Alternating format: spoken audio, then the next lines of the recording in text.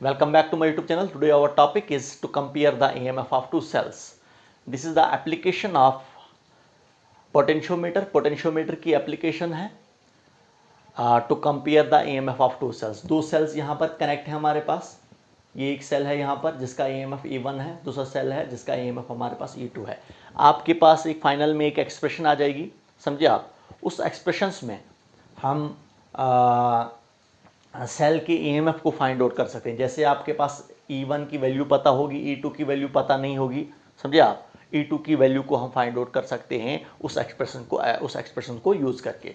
तो पहले हम कैसे हम इसको यहाँ पर सॉल्व करते हैं, वो एक्सप्रेशन कैसे निकालते हैं हम, उसको हम देखेंगे हम. तो यहाँ पर देखिए बिल्कुल आपके पास वही पोटेंशियोमीटर है. पोटेंशियोमीटर में हमारे पास ए बी यहाँ पर वायर जो रिप्रेजेंट की है मैंने पहले जब मैंने प्रिंसिपल पढ़ाया था वहाँ जब कंस्ट्रक्शन बोला था आपको मैंने, तो वहाँ पर हमने इसको 4 हिस्सों में बांटा था और आपके पास वो हमारे पास जो थी वो 4 मीटर की वायर थी. वही आपके पास यहाँ पर भी है वायर, आपके पास ए बी है, ए से लेकर बी तक आपके पास एक वायर है.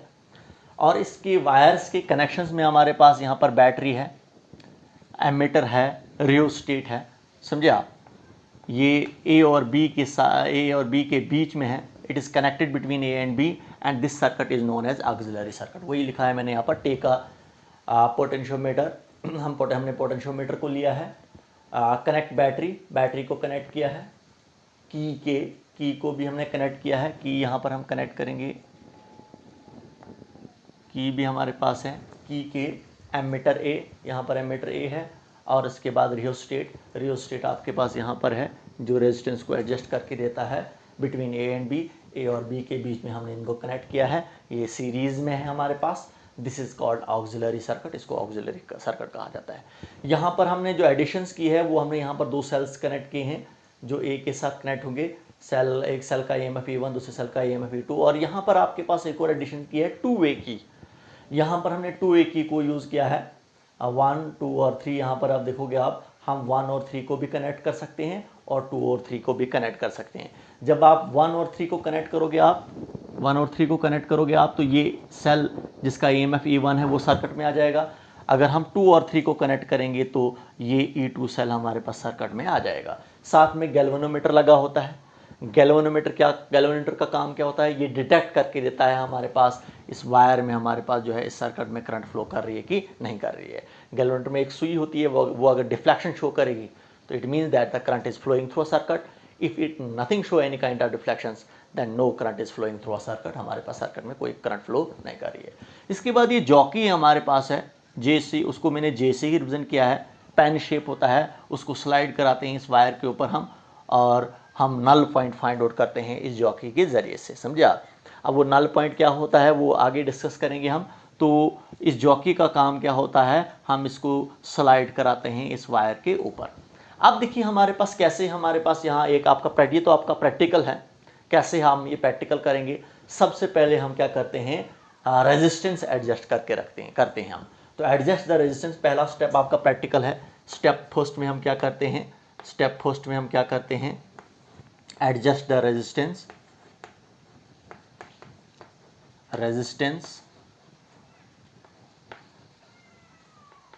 R by RH means rheostat के जरिए से हम क्या करते हैं, रेजिस्टेंस को एडजस्ट करते हैं. और की को क्या करते हैं, क्लोज कर देते हैं हम. सर्किट कंप्लीट हो जाएगा. ये हमारे पास बैटरी जो है वो करंट ड्रा करेगी. ये पॉजिटिव टर्मिनल है, ये नेगेटिव टर्मिनल है, करंट ऐसे ही हमारे पास फ्लो करेगी, समझे आप. इसके बाद क्या कराते हैं, जो ही हमारे पास रेजिस्टेंस एडजस्ट किया हमने, सो that a constant current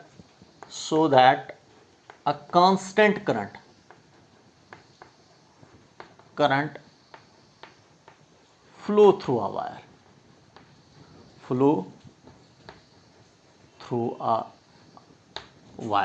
wire के थ्रू हमारे पास क्या होती है.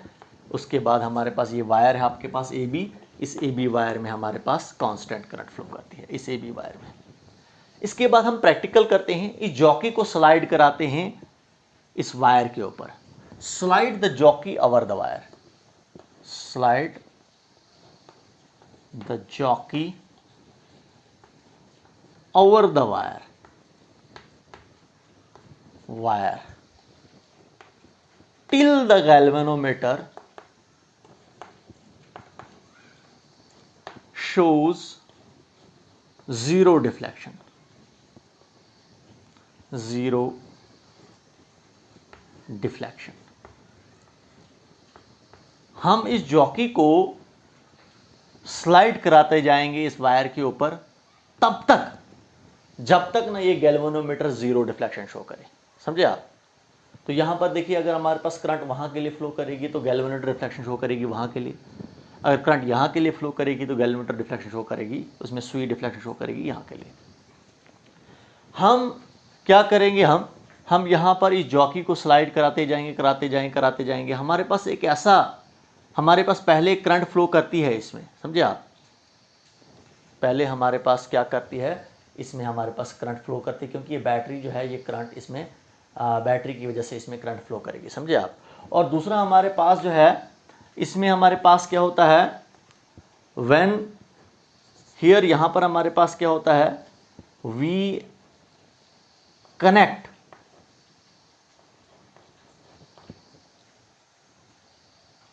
One and three of two way की। तो इस एक्सपेरिमेंट में हम क्या करते हैं, सबसे पहले हम 1 और 3 को कनेक्ट करते हैं। 1 और 3 को कनेक्ट करेंगे, ये सेल सर्किट में आ जाएगा। तो सेल का ये पॉजिटिव टर्मिनल है, तो ये भी करंट ड्रा करेगा ऐसे, इसमें ऐसे गैल्वेनोमीटर के थ्रू करंट निकले आएगी और इस 3 और 1 के थ्रू नेगेटिव टर्मिनल में वापस आ जाएगी। इसका मतलब ये सेल भी करंट ड्रा करेगा और ऊपर से करंट भी बैटरी, हमारे पास ये बैटरी भी करंट ड्रा करेगी। किसमें? इस वायर में। सेल जब करंट ड्रा करेगा तो इस पॉजिटिव टर्मिनल से निकलेगी, ऐसे निकलेगी और ऐसे गैल्वेनोमीटर के थ्रू वापस आएगी और हमारे पास इस नेगेटिव टर्मिनल में वापस आ जाएगी।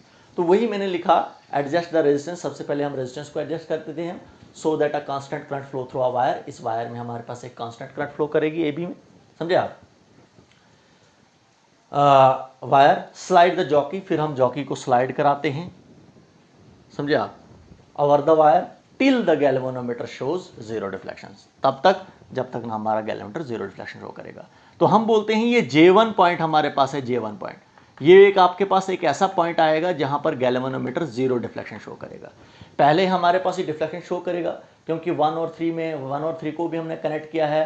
ये भी करंट ड्रा करेगा, ऐसे गैल्वेनोमीटर के थ्रू भी करंट फ्लो करेगी, ऐसे करंट फ्लो करेगी। जब गैल्वेनोमीटर में करंट फ्लो करेगी तो इसमें सुई होती है, वो भी डिफ्लेक्शन शो करेगी। लेकिन जब हमारे पास जो है इसको स्लाइड कराते जाएंगे, अब आपके पास, जब आपके पास एक ऐसा पॉइंट आ जाएगा, ये आपके पास एक ऐसा पॉइंट आया जिसको हमने J1 से ही रिप्रेजेंट किया। इस पॉइंट को कहा जाता है बैलेंसिंग पॉइंट या नल पॉइंट कहा जाता है। तो देखिए, मैंने कहा था पहले, नल पॉइंट क्या होता है, ये वो पॉइंट होता है जिस पॉइंट पर गैल्वेनोमीटर जीरो डिफ्लेक्शन शो करे। समझे आप? तो ये वो पॉइंट है जिस पॉइंट पर गैल्वेनोमीटर जीरो डिफ्लेक्शन शो करेगा। ए से लेकर J1 तक हमारे पास लेंथ जो होगी वो L1 होगी। अब समझे आप? और ये कब डिफ्लेक्शन जीरो शो करता है? समझे आप? हमारे पास पहले हमारे पास गैल्वेनोमीटर जीरो डिफ्लेक्शन शो नहीं करता है। ये वो पॉइंट होता है J1, जिस J1 पर A और J के बीच में पोटेंशियल डिफरेंस जो होता है, जब A और J के बीच में जो पोटेंशियल डिफरेंस इक्वल होगा, हमारे पास सेल के EMF के इक्वल होगा, तो हमारा गैल्वेनोमीटर जीरो डिफ्लेक्शन शो करेगा। फिर से आपको बोलूंगा मैं, ये आपके पास बैलेंसिंग पॉइंट जब आ जाता है, जैसे हमारे पास J1 बैलेंसिंग पॉइंट आया, अब जो हमारे पास A और J के बीच में जो पोटेंशियल डिफरेंस होगा, A और J1 के बीच में जो पोटेंशियल डिफरेंस होगा, उतना ही हमारे पास इस सेल का EMF होता है। जब ये इक्वल हो जाते हैं तो हमारे पास इस गैल्वेनोमीटर में कोई करंट फ्लो नहीं करती है। समझे आप? तो उस टाइम हमारे पास क्या होता है, इसका मतलब इस सेल का EMF जो होगा, सेल का EMF क्या है, E1 है, वो किसके इक्वल होगा, A और J1 के बीच में जो पोटेंशियल डिफरेंस होगा उसके इक्वल होगा। तो प्रिंसिपल में हमने पढ़ा है पोटेंशियल डिफरेंस A और J के बीच में कितना होता है, K L के इक्वल होता है, लेकिन L यहाँ पर लेंथ जो रिप्रेजेंट की है मैंने L1 रिप्रेजेंट किया है। तो ये आ गया हमारे पास EMF जो हमारे पास इस सेल का होगा वो E1 जो होगा वो AJ के बीच में जो पोटेंशियल डिफरेंस है दैट इज KL1 इसके इक्वल होगा। अब देखिए, ये जो हमारे पास जब सेल का EMF AJ के पोटेंशियल डिफरेंस के इक्वल होता है, यहां पर हमारे पास गैल्वेनोमीटर में कोई करंट फ्लो नहीं करती है। क्यों नहीं करंट फ्लो करती है? यहां पर आप देखिए, हमारे पास जब इसमें करंट फ्लो नहीं करेगी, इसका मतलब सेल उस टाइम कोई करंट ड्रॉ नहीं करेगा। सेल करंट ड्रा नहीं करेगा, पॉजिटिव टर्मिनल से निकलेगी करंट नहीं निकलेगी। क्यों नहीं निकलेगी? क्योंकि जिस पोटेंशियल पर ए टर्मिनल होगा उतना ही पोटेंशियल पर ये वाला भी होगा, जिस पोटेंशियल पर यहाँ पर होगा उतना ही पोटेंशियल हमारे पास यहाँ पर भी होगा। जब सेम पोटेंशियल पर हमारे पास दो पॉइंट्स होंगे, समझे आप, तो करंट ड्रा नहीं हो सकती है। पोटेंशियल डिफरेंस पर हमारे पास करंट ड्रा होती है। तो देखिए इसका मतलब हमारे पास यहाँ पर अगर करंट ड्रा होती, अगर करंट ड्रा होगी, समझे आप, तो हमारे पास यहाँ से करंट निकलती पॉजिटिव टर्मिनल से और ऐसे नेगेटिव में वापस आ जाती और सेल में भी करंट फ्लो करती। जब सेल में करंट फ्लो करती तो आपके पास सेल में पोटेंशियल ड्रॉप हो जाता है। कितना ड्रॉप हो जाता है? E minus V is equal to I R. ये आई आर जो होता है वो कितना पोटेंशियल ड्रॉप हुआ, समझे आप। आर हुआ internal resistance of the cell और आई हुआ करंट। जब हमारे पास इसमें करंट फ्लो करती, समझे आप, इसमें करंट फ्लो करती तो सेल में हमारा पोटेंशियल ड्रॉप हो जाता, समझे आप। पोटेंशियल ड्रॉप हो जाता, कितना पोटेंशियल ड्रॉप हो जाता? दैट इज आई आर के इक्वल।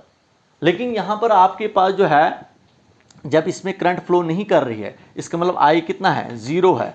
आई 0 होगा तो हमारे पास जो है, इसका मतलब ये वी हम माइनस नहीं कर सकते हैं, क्योंकि हमारे पास जब पोटेंशियल ड्रॉप हो जाता है, कितना, इतना पोटेंशियल ड्रॉप हो जाता है, तो ई में से हमें सब्ट्रैक्ट हो जाता है वो ये आपके पास क्या होता है? ये टर्मिनल पोटेंशियल डिफरेंस होता है, समझे आप। अब जो बचा पोटेंशियल डिफरेंस हमारे पास दो टर्मिनल्स के बीच में, तो हमारे पास जो है यहाँ पर आपके पास जब हम इसमें हमारे पास करंट ड्रा नहीं हुई, तो आपके पास करंट ड्रा नहीं हुई, जितना इसका ईएमएफ होगा हम कहेंगे ईएमएफ है वो उतना ही रहेगा, क्योंकि करंट हमारे पास इसमें फ्लो नहीं कर रही है। गैल्वेनोमीटर में सुई डिफ्लेक्शन शो नहीं कर रही है, इसका मतलब इसमें करंट फ्लो नहीं कर रही है। इसमें इस सर्किट में जब करंट फ्लो नहीं कर रही है, इसका मतलब इस सेल ने पोटेंशियल ड्रॉप नहीं किया, जितना इसमें था E1 वो उतना ही रहेगा। इसका मतलब इस सेल का ईएमएफ और AJ1 का हमारे पास पोटेंशियल डिफरेंस जो होगा वो इक्वल होगा, तभी जाकर हमारे पास जो है इस गैल्वेनोमीटर में कोई डिफ्लेक्शन नहीं हो रही है, तभी जाकर हमारे पास इसमें करंट फ्लो नहीं कर रही है। तो वही हमारे पास जो है, मैंने कहा कि ये आप प्रैक्टिकल करोगे, आप बैलेंसिंग पॉइंट ढूंढोगे आप J1, फिर हमारे पास सेल का EMF E1 जो है वो इक्वल होगा AJ1 के इक्वल होगा। अब दूसरी बार फिर से प्रैक्टिकल किया जाएगा। अब मैं कनेक्ट करूंगा, मैं पहले मैंने 1 और 3 को कनेक्ट किया था और ये सेल सर्किट में आया था। अब कनेक्ट करूंगा मैं, दूसरे स्टेप में कनेक्ट करूंगा मैं, कनेक्ट 2 and 3 ऑफ 2 वे की, 2 वे की, इसको कनेक्ट करूंगा मैं। जब इसको कनेक्ट करूंगा मैं, समझे आप, 2 और 3 को कनेक्ट करूंगा। इसको कनेक्ट किया मैंने, ऊपर वाला सेल अब सर्किट में नहीं आया, अब ये वाला सेल सर्किट में आया। इसका मतलब इसके पॉजिटिव टर्मिनल से भी करंट निकलेगी, ऐसे थ्रू गैल्वेनोमीटर वापस आ जाएगी, इसके थ्रू नेगेटिव में वापस आ जाएगी। फिर से हम वही करेंगे, हम अब दोबारा से नहीं लिखूंगा मैं, फिर से वही लिखेंगे हम, adjust the resistance so that a constant current flow through a wire. A B में हमारे पास फिर से हमारे पास कांस्टेंट करंट फ्लो करेगी। स्लाइड द जॉकी, फिर से हम स्लाइड कराएंगे जॉकी को, slide the jockey over the wire till the galvanometer shows zero deflection, shows zero deflection। अब आपके पास दूसरा बैलेंसिंग पॉइंट आ गया यहाँ पर J2 पर। यह आपका बैलेंसिंग पॉइंट आया जिसको हम नल पॉइंट कहेंगे। हम इस J2 पर हमारे पास जो हमारे पास इस J2 पर गैल्वेनोमीटर में कोई करंट फ्लो नहीं करेगी, समझे आप। इसका मतलब A और J2 के बीच में जो डिस्टेंस होगा उसको हम L2 से रिप्रेजेंट करेंगे हम, समझे आप। तो इसका मतलब A और J2 के बीच में जो पोटेंशियल डिफरेंस होगा उतना ही हमारे पास इस सेल का EMF होगा E2 का, समझे आप। जो अभी मैंने ऊपर डिस्कस किया इसी तरीके से यहाँ पर भी। तो यहाँ पर फिर से हमारे पास वही होगा, जब हमारे पास ये सेल अब करंट ड्रा नहीं करेगा। ये सेल कब करंट ड्रा नहीं करता है? जब हमारे पास AJ2 के बीच में जो पोटेंशियल डिफरेंस होता है उतना ही जब हमारे पास इस सेल का पोटेंशियल डिफरेंस होता, सेल का जो EMF है, जितना हमारे पास इस सेल का EMF होता है उतना ही जब हमारे पास AJ2 के बीच में पोटेंशियल डिफरेंस होगा, जब इक्वल हो जाएगा तो हमारे पास इस गैल्वेनोमीटर के थ्रू कोई करंट फ्लो नहीं करेगी, गैल्वेनोमीटर कोई डिफ्लेक्शन शो नहीं करेगा। तो उस केस में हमारे पास क्या होगा? उस केस में आप देखोगे आप तो उस केस में हमारे पास इस सेल का EMF होगा E2, वो इक्वल होगा किसके, AJ2 के पोटेंशियल डिफरेंस के। तो AJ2 के बीच में पोटेंशियल डिफरेंस कितना होगा, दैट इज KL2, क्योंकि L2 रिप्रेजेंट कर रहा है AJ2 के बीच में डिस्टेंस का या लेंथ का हम कहेंगे। AJ2 तक हमारे पास वायर की जो लेंथ है कितनी है, L2। ये आ गया पोटेंशियल डिफरेंस किसके बीच में, AJ2 के बीच में। और सेल का EMF कितना आ गया हमारे पास, E2। तो ये हमने फाइंड आउट किया जब हमने 2 और 3 को कनेक्ट किया। इसको हम इक्वेशन सेकंड ले लें। अब डिवाइड करो आप इक्वेशन फर्स्ट एंड सेकंड को, dividing equation first and second, equation first and equation second, E1 divided by E2 divided by E2, that is KL1 divided by KL2, KL1 divided by KL2, K get cancelled, you get E1 divided by E2 is equal to L1 divided by L2। ये हमने निकाला expression, final expressions to compare the EMF of two cells, E1 divided by E2 that is equal to L1 divided by L2। तो यहाँ पर हमारे पास इस expression को use करके आप सेल के EMF को फाइंड आउट कर सकते हो। आप जैसे आपको ये बैलेंसिंग लेंथ पता होगा, L1 L2 पता होगा, E2 भी पता होगा, इस रिलेशंस को रिशफल करके E1 निकाल सकते हो आप, अगर E1 पता नहीं होगा। अगर E2 पता नहीं होगा, E1 L1 L2 पता होगा, तो इसी रिलेशंस को रिशफल करके आप E2 की वैल्यू को भी निकाल सकते हो आप। तो ये आपके पास थी applications to compare the EMF of to.